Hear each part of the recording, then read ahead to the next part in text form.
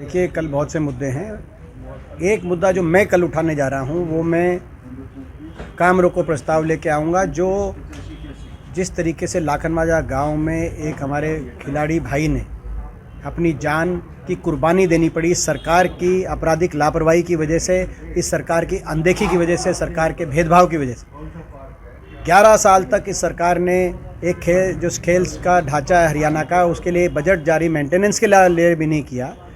और उसके बाद जब बतौर सांसद मैंने अपनी सांसद निधि से 3 साल पहले इस खेल के स्टेडियम को रिपेयर कराने के लिए 18 लाख की जो ग्रांट देने का कार्य किया, उसको भी 3 साल तक वो नहीं लगी, जिसकी वजह से आज ये परिणाम देश के सामने है। बहुत मैं समझता हूँ कि ये देश के लिए एक बहुत बड़ा नुकसान हुआ है कि हमारे राष्ट्रीय स्तर के खिलाड़ी को अपनी जान गंवानी पड़ी और सरकार ने अभी तक कोई मदद नहीं करी।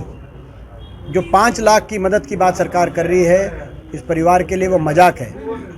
उसको परिवार ने भी नकारा है और पूरा इलाका भी नकारता है, हम भी नकारते हैं। और कम से कम 1 करोड़ हमारी मांग है कि कम से कम 1 करोड़ की आर्थिक मदद हो, दोनों परिवारों को सरकारी नौकरी मिले, लाखन माजरा गांव के अंदर हार्दिक के नाम से इंडोर बास्केटबॉल स्टेडियम बने, आपराधिक मामला दर्ज हो और जो जिम्मेदार अधिकारी हैं उनके खिलाफ कानूनी कार्रवाई हो।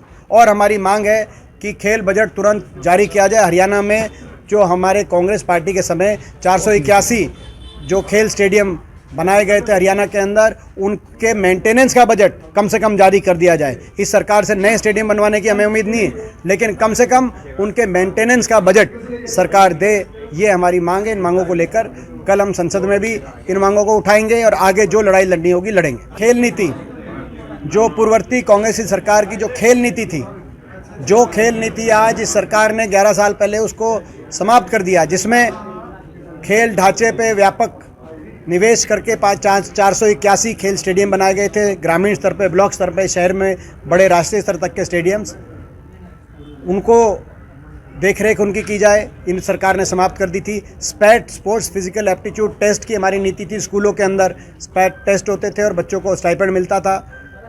पदक लाओ पद पाओ की नीति थी, जिसमें बहुतों को नियुक्ति और पदोन्नति खिलाड़ियों को अपने भविष्य को सुरक्षित करने के लिए उस नीति को बनाया गया था और 750 खिलाड़ियों को अलग अलग नियुक्तियां दी गई थी। आज वो सारी जो खेल नीति है उसको जो सरकार ने समाप्त कर दिया था, दोबारा से सरकार उन खेल नीति की तरफ सोचे और उसको लागू करे, ये भी मांग है।